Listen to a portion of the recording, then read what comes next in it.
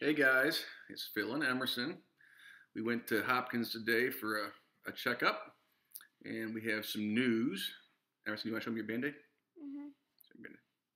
Ooh, he's got a cool band-aid on. Did you have to give blood today? Mhm. Yeah.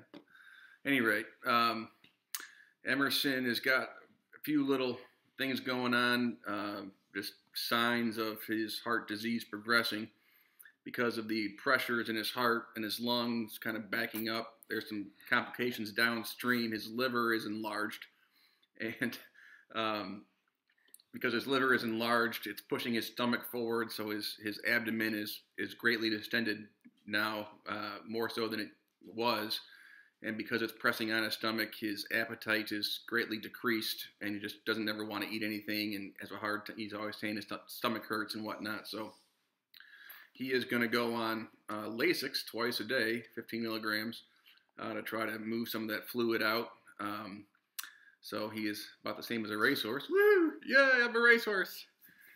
But so he's going on some daily medications, which will be the first medication that we'll be on, and consequently, because of that, we are going to be bumped up to status 1B on the heart transplant list, up from status 2, which is good because it seems like the people that get the hearts are the people that are higher up on the heart transplant list. Yeah, that's true. Yeah, yes. Um, so we got that going on, and because he's going to be on some medications now, we have to go back to Hopkins. It looks like every Monday for doctor's appointments, so they can follow up with him. The doctors feel like he's going to need his heart transplant for sure in the next year or two as it progresses. Before too long, we could obviously end up staying in the hospital waiting for that to happen. We're first signs that he, is getting a little bit dizzy or passing out, or he's having some labored breathing, or any of that sort of stuff, will basically land us in the hospital, and probably for the duration of the wait. So a couple of those things going on. He's still doing all right. Everything seems fine, and hopefully he's agreeable to taking some medicine, because that's been a little bit of a struggle.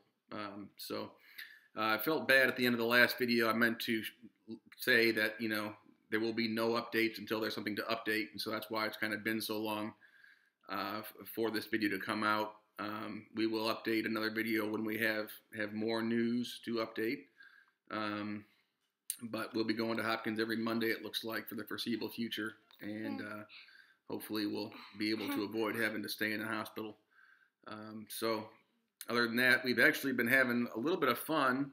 There's a wonderful organization called Casey Cares that is for families of children that I guess are on the heart transplant list, or other kind of, bad terminal, not terminal necessarily, but bad diseases.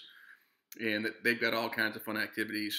They gave us tickets to the movies and popcorn the other night. We went and saw Incredibles 2.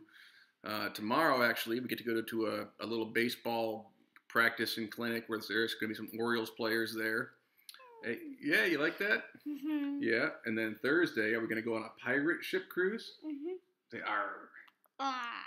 Arr. Is it your pirate face? Hmm. Arr. Oh.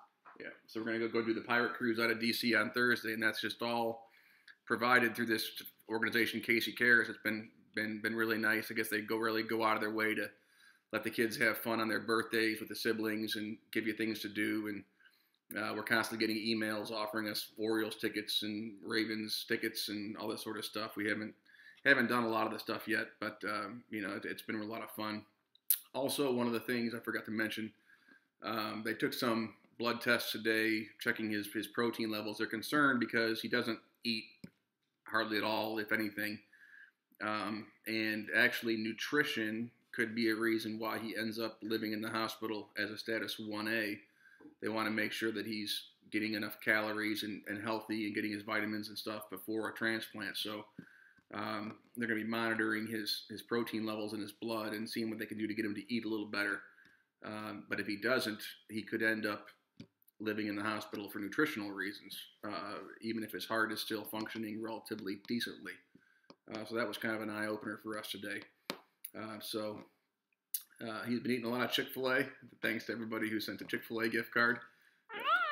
Yeah, you like Chick-fil-A? Mhm. We went to Chick-fil-A today. That's our standing deal. After every doctor appointment, we go to Chick-fil-A, and he actually dabbled in a little bit of macaroni and cheese today to go with his French fries. So that was exciting.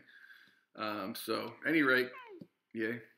Hope all is well with you guys, and I will update you as we have more news. And then likely that the next video will be to let you know that we are probably headed into the hospital. So hopefully that won't be anytime real soon, but it's kind of hard to know personally which way to root.